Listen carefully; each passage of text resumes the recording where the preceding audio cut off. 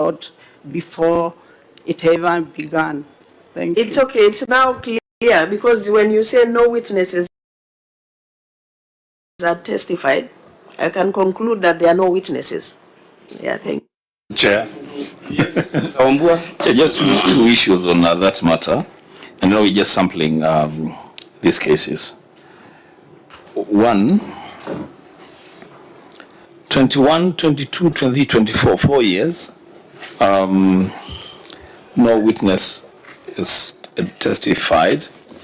And it's okay, we understand to say it's not you to decide when the case begins, full hearing begins.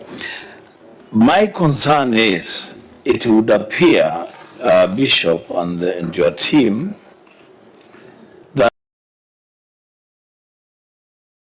that you're not saying it, but it appears like the EACC is entirely at the mercy of the accused persons, the DPP, and the courts.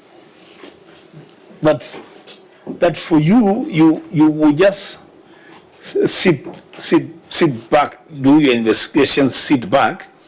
You have no way of pushing action against accused persons. I had taken issue when Senator Dulo was referring to the EACC as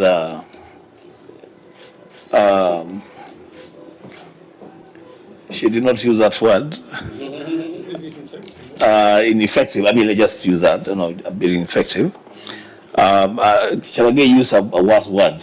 He said he was being a devil's advocate, meaning I don't know, he was advocating for devils. I don't know what he meant by that. But honestly, Bishop, paint to this committee a picture of EACC in action.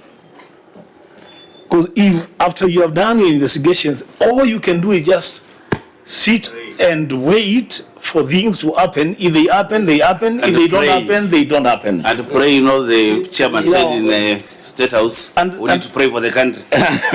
And secondly, because this is a matter we have just sampled, can we use this? Can we get a full file of this case so that we see? Because I guess it is your responsibility to produce witnesses in these cases. Can we just get a full file of this and sample it and see what exactly it is that the yes is doing? Bishop, you look like that place can be very frustrating. I don't know. Really. Yeah. Yes. Thank you, senators, and thank you, Chair. Like I said, the challenge we have is in the framework, the legal framework that has been put in place in the fight against corruption. So EACC's role and mandate in a corruption case is to investigate. And once we have investigated and we have evidence, we have witnesses, the next step is to take that matter to the office of the prosecutor.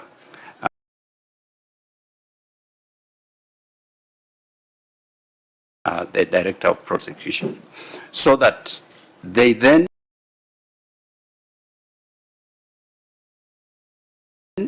peruse through the file and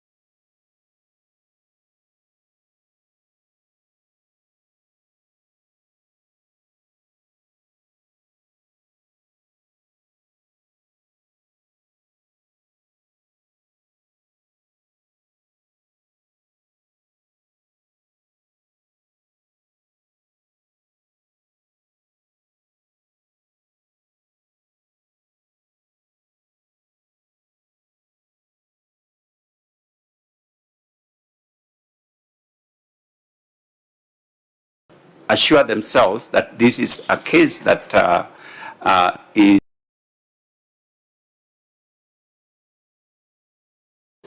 sufficient to sustain a conviction, you give it to the DPP. Right. Is there a mechanism for the EACC and the ODPP to discuss this file before you move to court?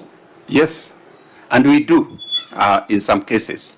We do. For example, we can forward a file to the Director of Public Prosecution.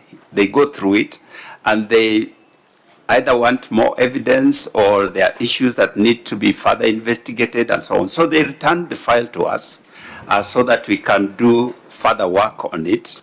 And then once we are through with that, we retake it back to them so that they can now proceed and take it. So by the time a file is being taken to court, under normal circumstances, there is it's generally agreed both between the prosecutor and the investigator that there's a case to answer.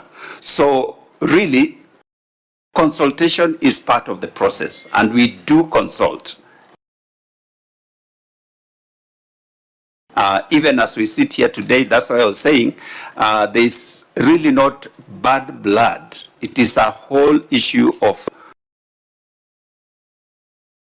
the processes and how it happens, because we do consult even in cases that are ongoing. We continue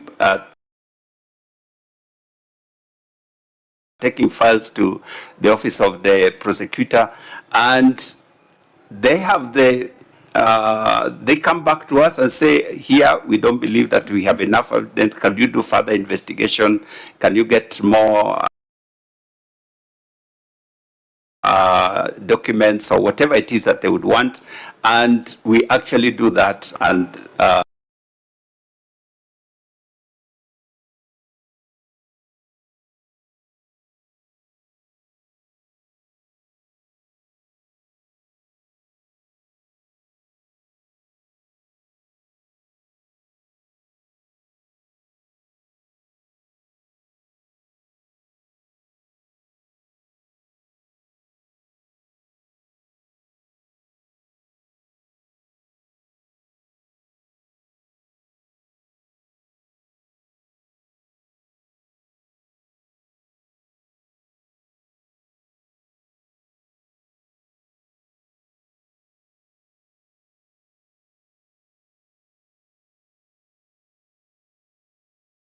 forward it to them. Sometimes they come to us and say, this particular case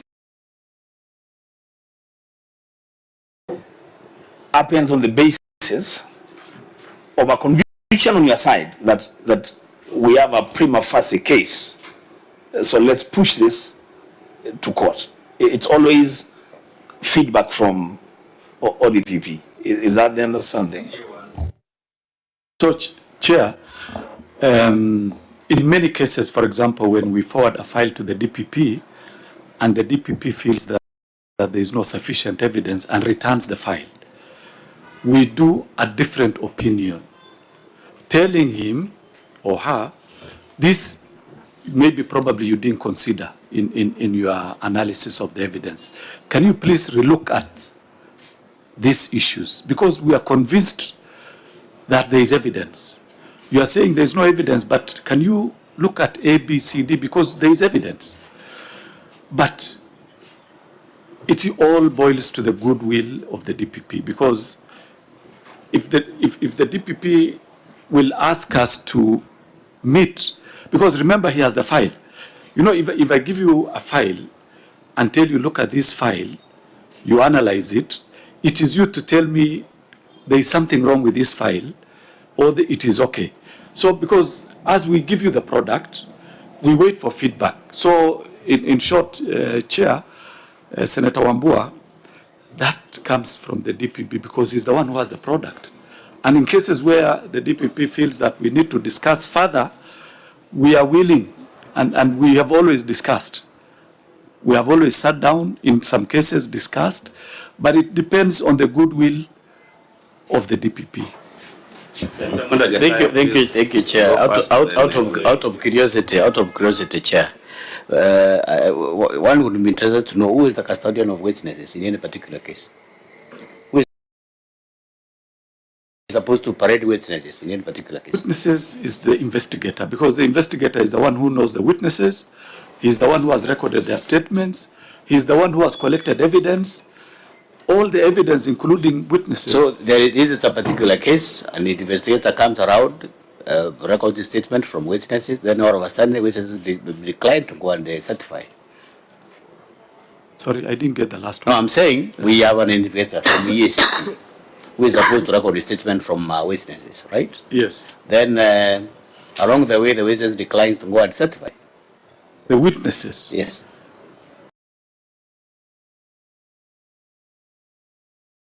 They decline to? To go and testify against the accused. Yes. I think that's what I've seen quite a number of competitions. No, that is not the situation. What is the case?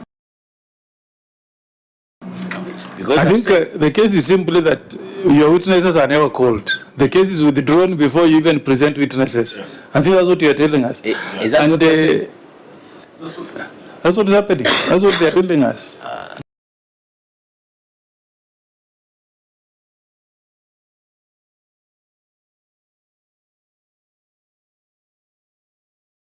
It may shock you, but that's what is happening.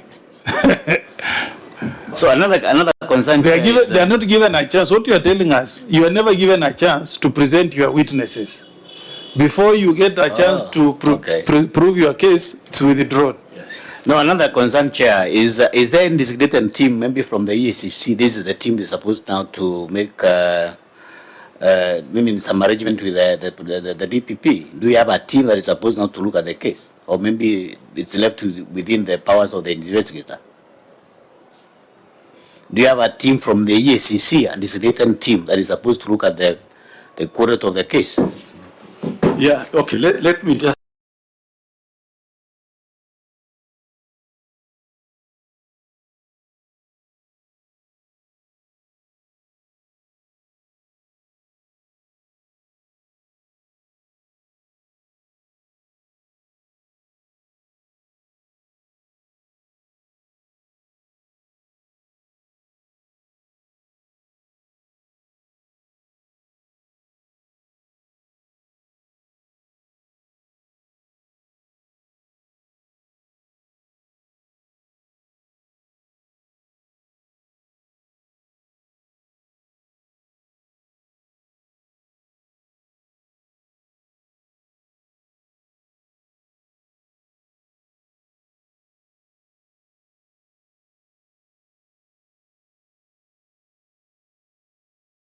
Take you through a process because it's important to understand the process. When a complaint is made, investigation commences. Statements are recorded, evidence is collected, it is presented to a committee within the investigation, within the investigation unit. Later, it is presented to lawyers who will now read the file, go through the file, come up with charges together with the investigator.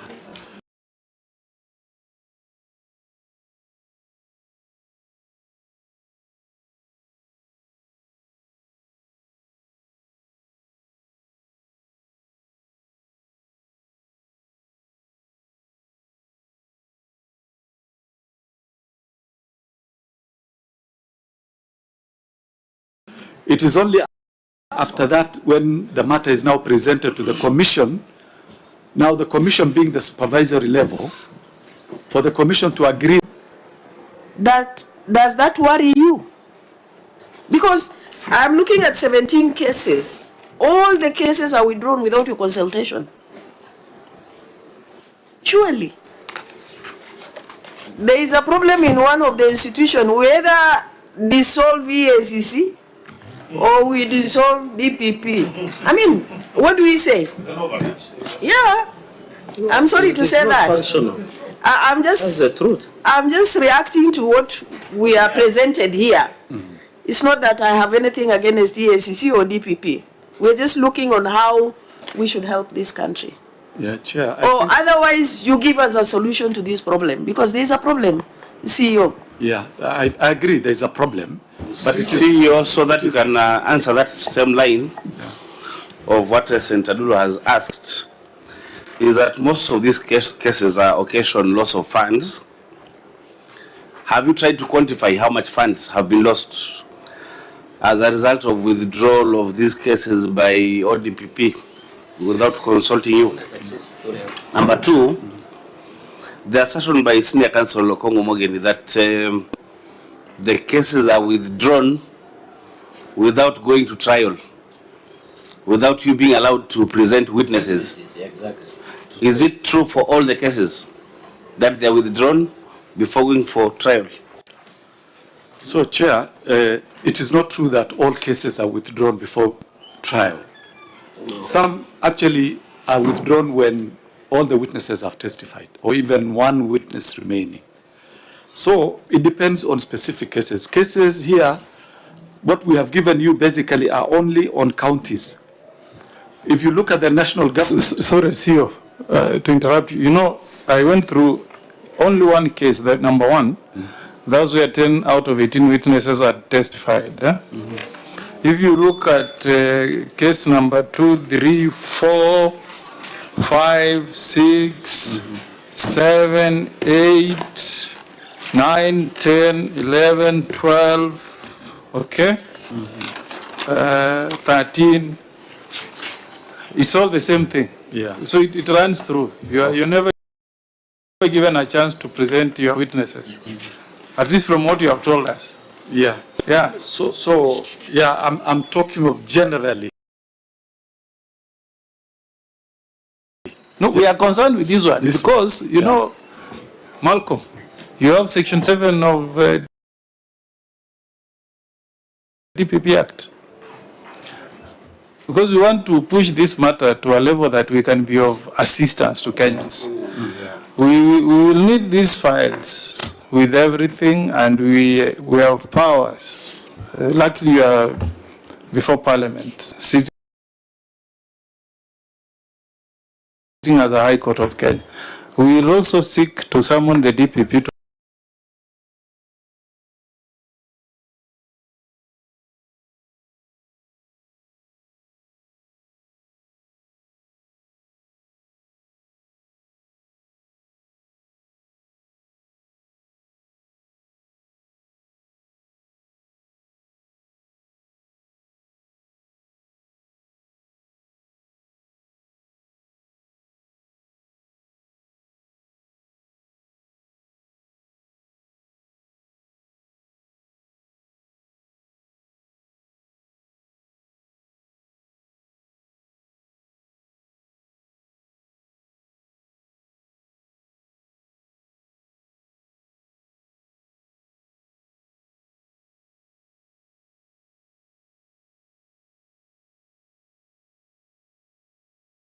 to appear and tell us what motivates him to withdraw these cases. Yeah.